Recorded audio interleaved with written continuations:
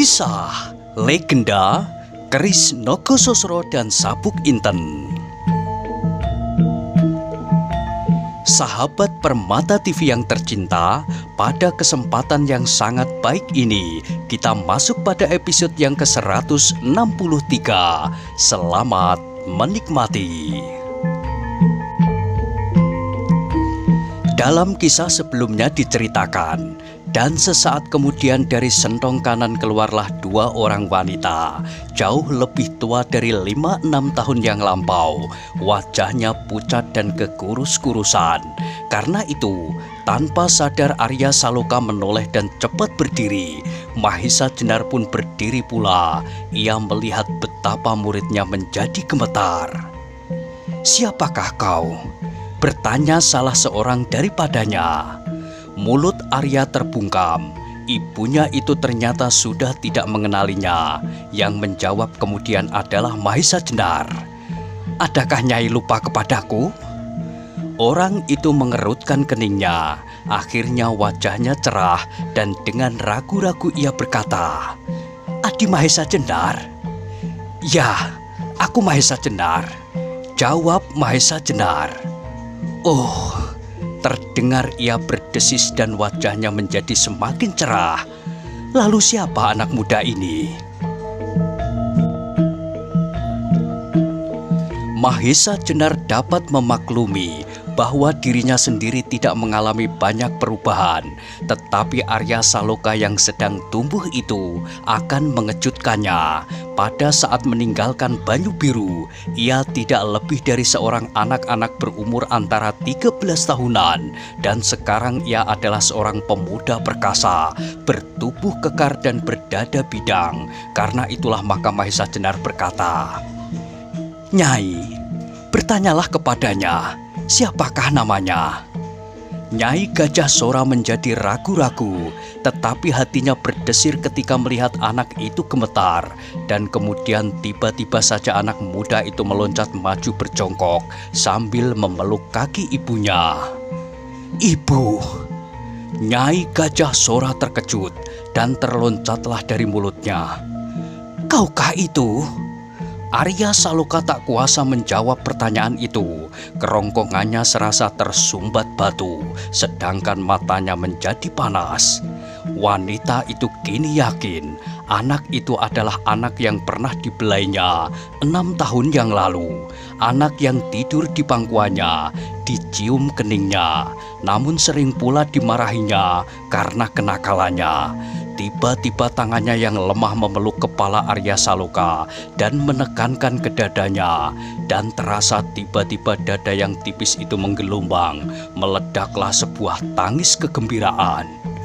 "Arya, bukankah kau Arya Saloka?" Juga Arya tidak mampu berkata sepatah pun. Sebagai laki-laki yang tabah menghadapi setiap bahaya maut yang mengancamnya, Arya adalah seorang berhati baja. Namun kali ini ia tidak kuasa menahan diri. Meneteslah sebutir air mata. Nyai Gajah Sora benar-benar menangis. Ia tidak tahu apakah yang bergejolak di dalam dadanya. Anak itu pada saat terakhir sebelum berpisah dengannya juga pernah dipeluknya seperti ini, menekankan kepala anak ini ke dadanya.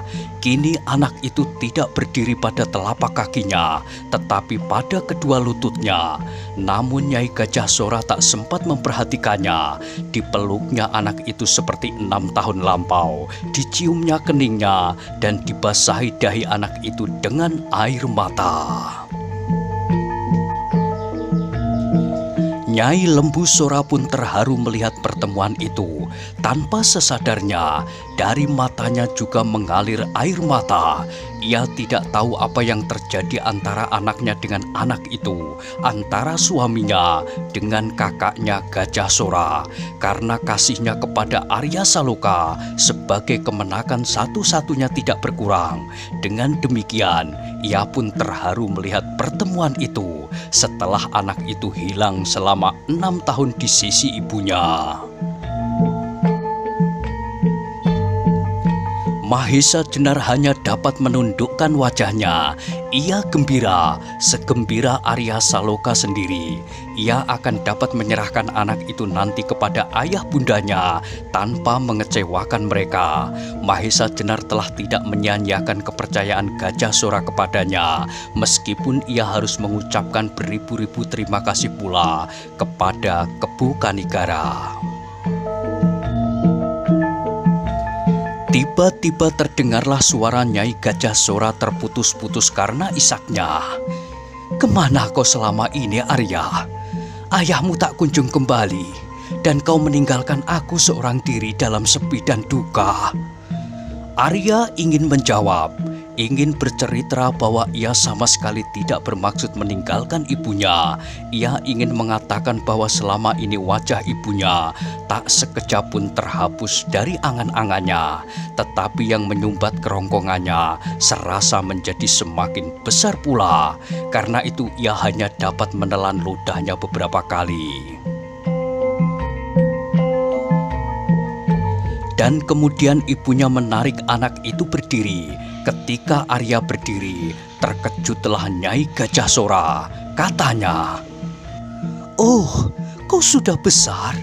Kau benar-benar menjadi bayangan ayahmu, seperti belahannya dalam cermin." Mahesa Jenar berdesir mendengar kata-kata itu. Meskipun suaminya telah pergi selama 6 tahun, namun setiap ungkapan katanya menyatakan bahwa kesetiaannya tidak berkurang. Dan dalam suasana yang demikian itulah Mahesa Jenar teringat akan dirinya. Apabila kelak ada sesuatu dengan dirinya, adakah seseorang yang akan menantinya atau mencemaskannya? Dan tiba-tiba pula teringatlah ia kepada Rara Wilis, seorang gadis yang setia menanti meskipun umurnya selalu menghantuinya hari demi hari. Tiba-tiba Mahesa Jenar tersenyum. Ia menjadi malu kepada dirinya sendiri. Dengan sudut matanya disambarnya setiap wajah yang ada di ruangan itu.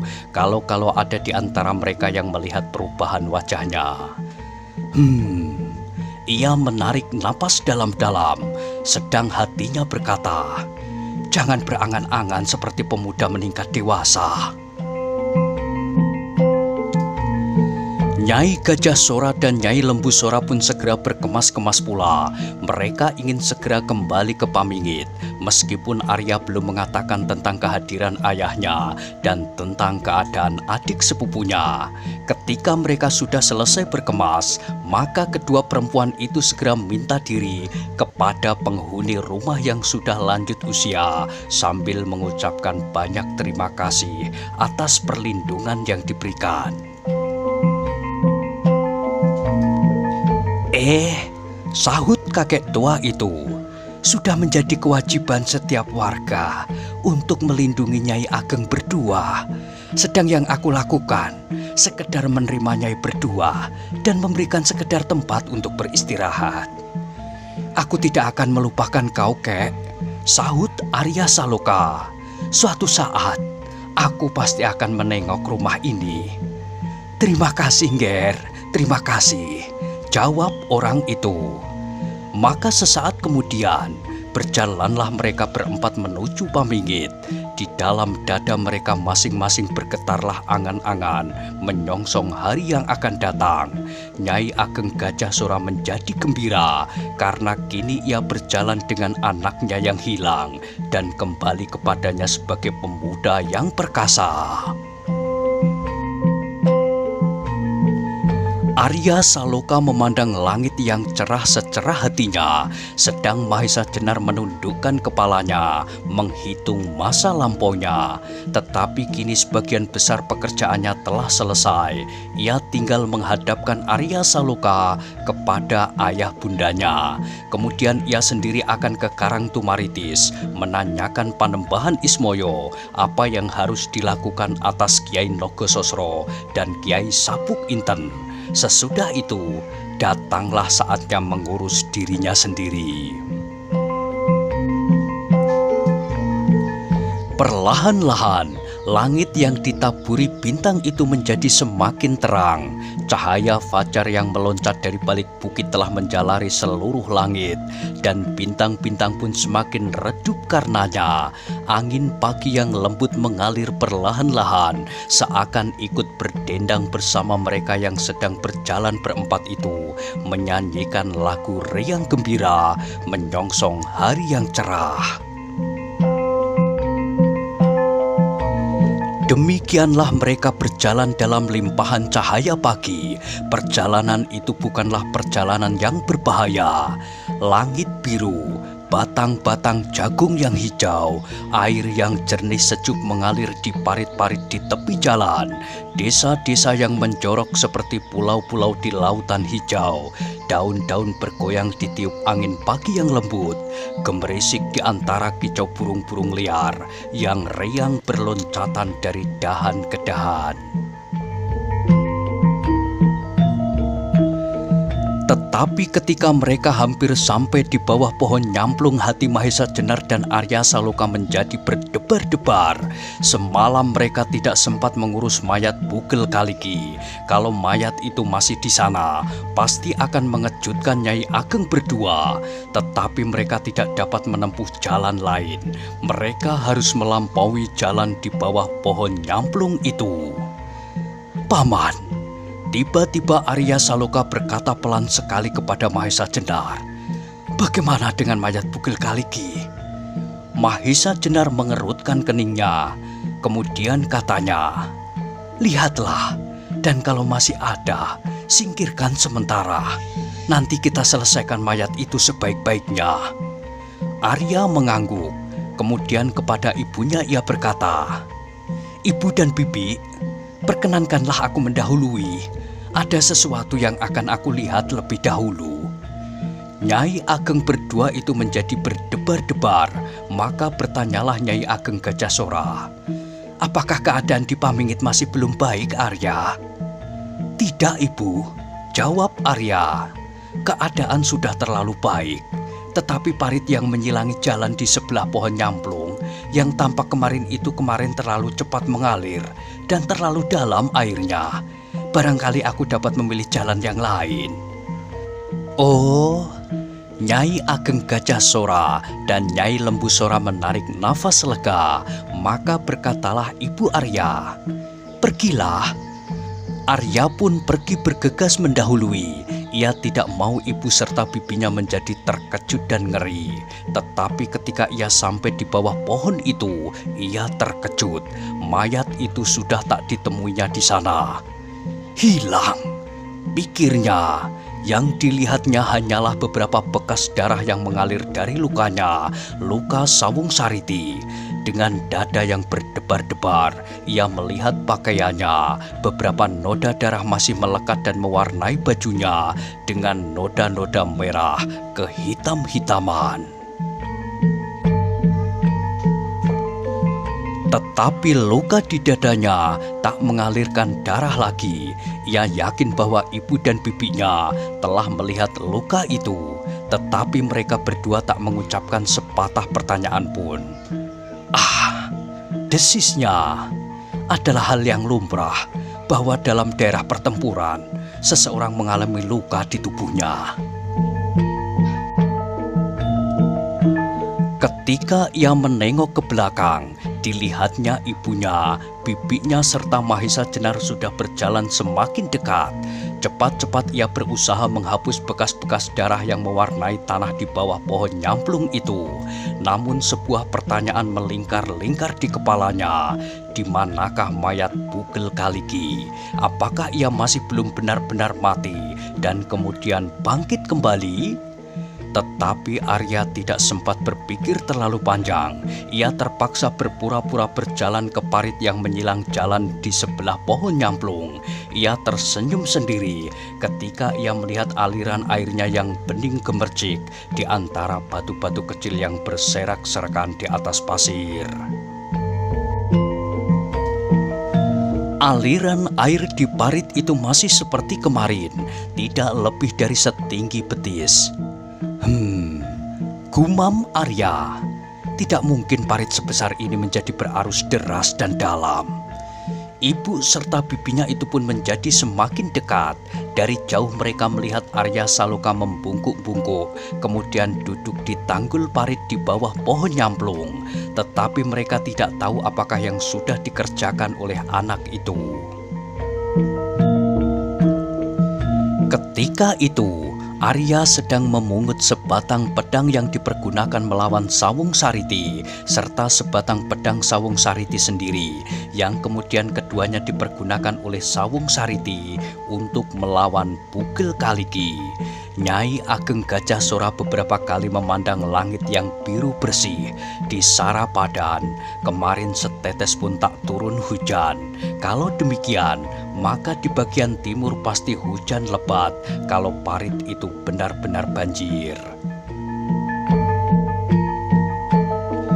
Ketika mereka sampai di tepi parit itu, maka Nyai Ageng Gajah Sora pun menjadi heran. Parit itu tidak lebih dari sebetis dalamnya. "Sudah tidak banjir lagi, Arya?" Ia bertanya. "Tidak, Ibu," jawab Arya. Tampaklah beberapa pertanyaan masih tersimpan di dalam wajah ibunya, namun tak satu pun yang terkatakan.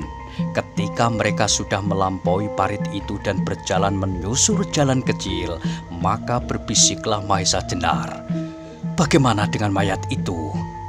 "Hilang," bisik Arya singkat. Mahesa Jenar mengerutkan keningnya. "Hilang?" Ia mengulang. "Ya, hilang," jawab Arya. "Aneh," desis Mahesa Jenar sambil menarik nafas. Pada saat itu ia melihat Bugel Kaliki terbaring di tanah. Ia sudah yakin bahwa orang itu telah terbunuh. Tetapi Mahesa Jenar pun tidak berkata-kata lagi, meskipun tampak juga ia sedang berpikir. Di perjalanan itu, tidak banyak yang sempat mereka pertanyakan. Mereka sibuk dengan angan-angan di kepala masing-masing. Sedang matahari merayapi bola langit dengan tekunnya. Semakin lama semakin tinggi. Cahaya yang cerah memancar dan terbanting di atas batu-batu padas yang kemerah-merahan.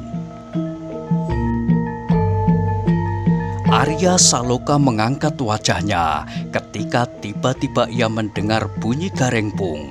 Teringatlah ia pada masa kanak-kanaknya. Sehari-harian ia mengejar binatang-binatang semacam itu. Apabila didapatnya, disimpannya di dalam ketupat janur yang masih kosong. "Kita sudah memasuki ujung musim kemarau," desisnya. "Suara garengpung itu?" tanya gurunya. "Ya," jawab Arya. Kembali mereka berdiam diri dan mereka menjadi berdebar-debar ketika mereka melihat di kejauhan, di sela-sela batang-batang jagung yang telah rusak, desa yang mereka tuju, jantung daerah Perdikan Pamingit. Tiba-tiba langkah mereka menjadi semakin cepat tanpa mereka sengaja. Mereka ingin segera sampai untuk melihat apa yang telah terjadi dan ingin segera bertemu dengan orang-orang yang mereka kasihi, sanak keluarga dan tetangga-tetangga yang baik hati. Ketika mereka menginjakkan kaki mereka di pusat pemerintahan Pamingit itu, Nyai Ageng Gajah Sora dan Nyai Ageng Lembu Sora menjadi terkejut. Beberapa buah rumah hancur terbakar dan beberapa lagi menjadi porak-poranda. "Beginikah Pamingit sekarang?" keluh Nyai Ageng Lembu Sora. "Tetapi itu hanya bekas-bekas keganasan mereka, orang-orang dari segerombolan hitam, Bibi," sahut Arya. "Sedang orang-orang itu sendiri kini sudah dibinasakan." "Tidakkah mereka akan datang mengganggu lagi?" tanya Nyai Ageng Lembu Sora. "Tidak, Bibi, mudah-mudahan tidak. Tuhan akan melindungi kita selama kita berada di atas kebenaran," jawab Arya. Namun di dalam hatinya ia meneruskan, "Kebenaran dalam firman-firman Tuhan, bukan kebenaran dalam tafsiran kita masing-masing. Sebab akan berlipat-lipatlah dosa kita kalau kita mengaburkan batas antara kebenaran sejati dengan kebenaran yang sekedar menguntungkan kita sendiri. Beberapa orang pamingit yang melihat kedatangan mereka menjadi saling berbisik, "Itulah Nyai Ageng Lembu Sora telah kembali." Dan jawab yang lain, "Syukurlah kalau Nyai Ageng selamat. Tak ada kabar beritanya selama ini. Kemana Nyai Ageng pergi?" Dan beberapa orang kemudian menemuinya di perjalanan itu sambil membungkuk-bungkuk mengucapkan selamat. Nyai Ageng Lembu Sora menyambut salam itu dengan senyum yang tulus, senyum yang memancarkan kegembiraan hatinya, serta pernyataan syukur bahwa ia masih sempat bertemu dengan mereka. Ketika mereka menginjak halaman rumah Nyai Ageng Lembu Sora di hadapan alun-alun yang tak begitu luas, sekali lagi hati mereka terlonjak. Nyai Ageng Lembu Sora bahkan menjadi terpaku di regol halaman. Rumah itu telah hancur menjadi abu, tinggal beberapa bagiannya yang masih tersisa dan roboh berserak-serakan. Dengan menekankan tangan di dadanya, terdengarlah ia bergumam, "Ya ampun, malapetaka telah menimpa Pamingit." Dan di dalam hatinya Nyai Ageng Lembu Sora itu berkata, "Aku telah mencoba mencegah Ki Ageng supaya tidak terlalu memanjakan nafsu, namun agaknya tak dihiraukannya. Sekarang hukuman Tuhan telah menimpa keluarga Pamingit." Ia menjadi terkejut ketika Arya Saloka berkata, "Bibi, Eyang dan beberapa orang lain berada di banjar desa sebelah. Mari kita pergi ke sana." Bibinya tidak menyahut, namun tampak dari matanya sebutir air mata yang menetes. Maka pergilah mereka bersama-sama ke banjar desa yang ditempati untuk sementara waktu oleh para pemimpin Pamingit.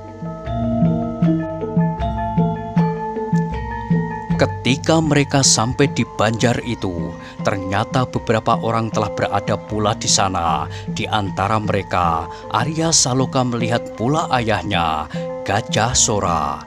Kedatangan mereka itu ternyata telah menarik perhatian. Semua orang mengangkat wajahnya dan bergumam di dalam hati mereka, "Itulah mereka datang." Yang paling terkejut di antara mereka justru Nyai Ageng Gajah Sora. Seperti orang bermimpi ia melihat suaminya, Ki Ageng Gajah Sora, duduk di antara beberapa orang itu.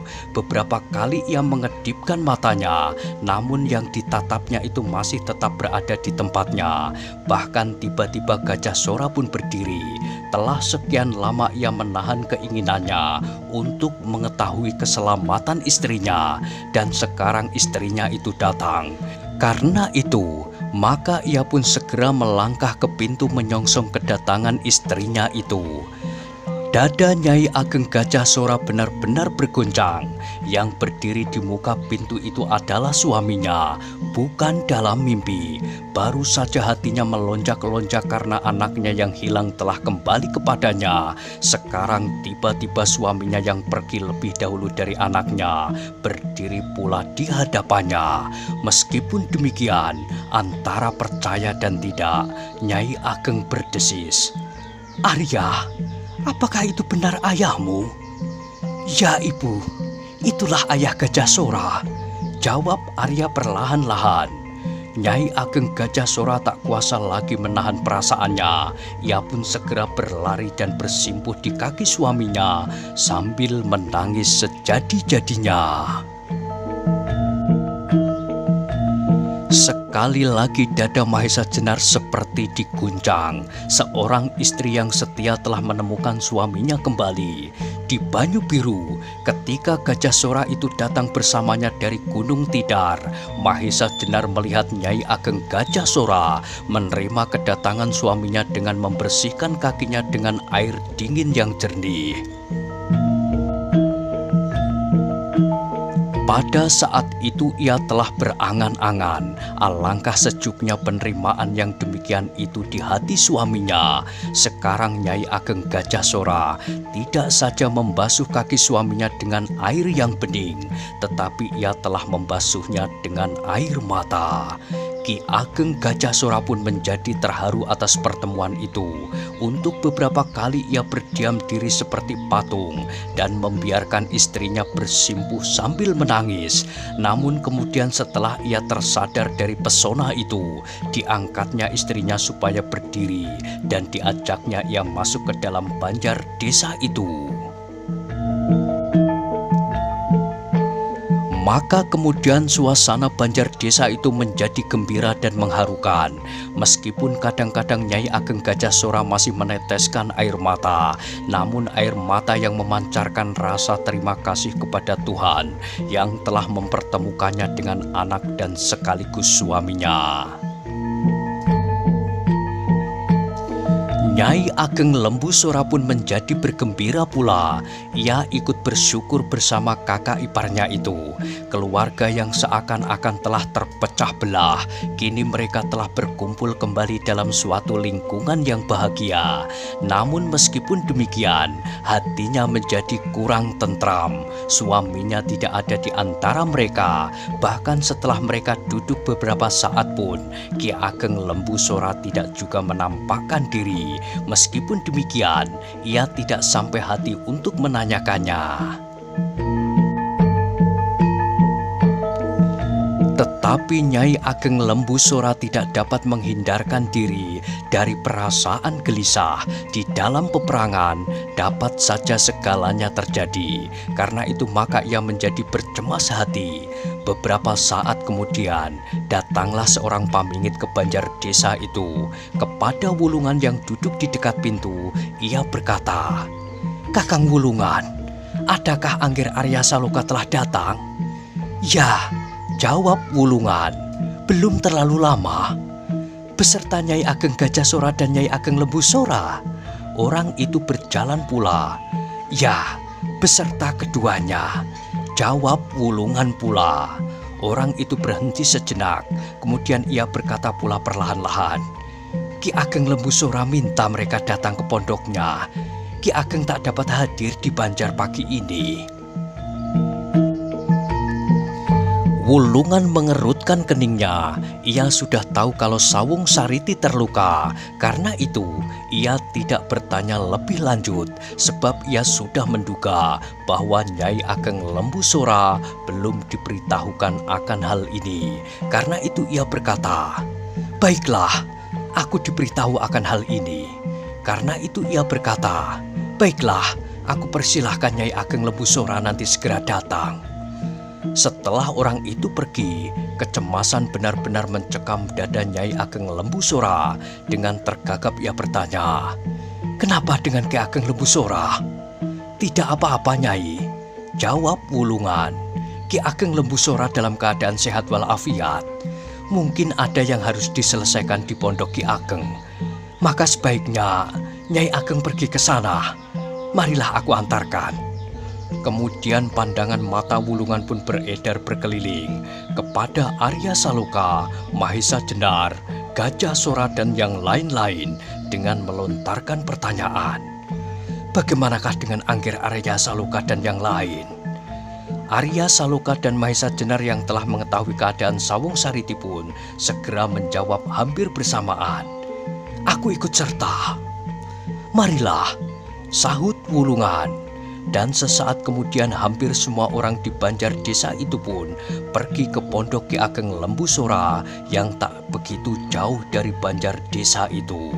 Nyai Ageng Lembu Sora, Nyai Ageng Gajah Sora sendiri, Mahesa Jenar dan Arya Saloka diantar oleh Wulungan. Jarak yang hanya beberapa ratus tombak itu bagi Nyai Ageng Lembu Sora terasa begitu panjangnya. Berbelit-belit lewat jalan-jalan sempit di antara dinding-dinding batu halaman-halaman rumah yang sangat sudah dikenalnya. Rumah si Santa, rumah si Gersik, Dandang, Pekatik suaminya, dan rumah-rumah lain yang sering dilewatinya. Dan halaman-halaman rumah-rumah itu seakan-akan menjadi bertambah panjang, jauh berlipat-lipat dari yang pernah dilihatnya sebelum terjadi peperangan. Beberapa saat kemudian sampailah mereka ke satu halaman yang sedang. Rumah itu pun pernah dilihatnya, rumah Kinaripan. Disitulah Lembu Sora berada selama rumahnya sendiri belum dapat didiami.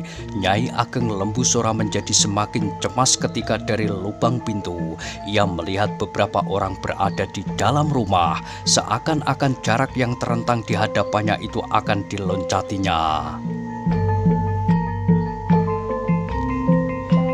Demikian Nyai Ageng Lembu Sora sampai di muka pintu. Segera ia berlari masuk. Beberapa orang telah berada di ruangan itu. Dan ketika tiba-tiba matanya bertemu pandang dengan suaminya, terlontarlah dari bibirnya ungkapan kelegaan hatinya. Oh. Tetapi sesaat kemudian, kembali dadanya berguncang ketika pandangan matanya terbanting di atas bali-bali bambu, di mana sesosok tubuh sedang berbaring, dikerumuni oleh beberapa orang. Mertuanya Ki Ageng Sora Dipayana, seorang yang belum dikenalnya, dan dua orang gadis yang belum pernah dilihatnya pula. Ketika orang-orang itu melihat kehadirannya, segera mereka menduga bahwa itulah Nyai Ageng Lembu Sora, dan karena itu segera mereka menyibak. Barulah kemudian Nyai Ageng Lembu Sora melihat dengan jelas siapakah yang terbaring di atas bali-bali bambu itu. Anak laki-lakinya, Sawung Sariti. Sesaat ia menjadi terbungkam melihat tubuh yang pucat dan memejamkan mata itu. Tubuhnya menjadi gemetar dan tiba-tiba ia memekik sambil berlari memeluk tubuh Sawung Sariti. "Sariti!" Terdengar suaranya meninggi dan kemudian kata-katanya hilang tenggelam dalam tangisnya yang meledak. Sawung Sariti mendengar jerit itu. Perlahan-lahan ia membuka matanya. Ia masih merasa betapa mesra ibunya memeluk tubuhnya sambil membasahinya dengan air mata. "Ibu," desisnya perlahan-lahan. "Ger, kenapa kau?" tanya ibunya sambil menangis. Diciumnya kening anaknya beberapa kali. Tak seorang pun yang dapat melepaskan diri dari cengkeraman keadaan itu. Semua orang menundukkan kepalanya.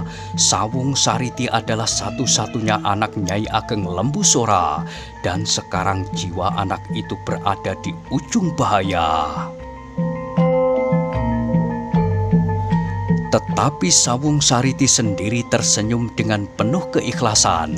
Sekali lagi ia mencoba memandang semua orang yang hadir di ruangan itu. Ibunya, uwaknya, suami istri Ki Ageng dan Nyai Ageng Gajah Sora, ayahnya, eyangnya yang telah mendidiknya dengan tekun dan mengharapkannya dapat menyelamatkan daerah ini dari terkaman orang-orang dari golongan hitam. Nah, bagaimanakah kisah selanjutnya? Silahkan ikuti terus kisah legenda Keris Nogososro dan Sabuk Inten pada episode berikutnya. Sampai jumpa.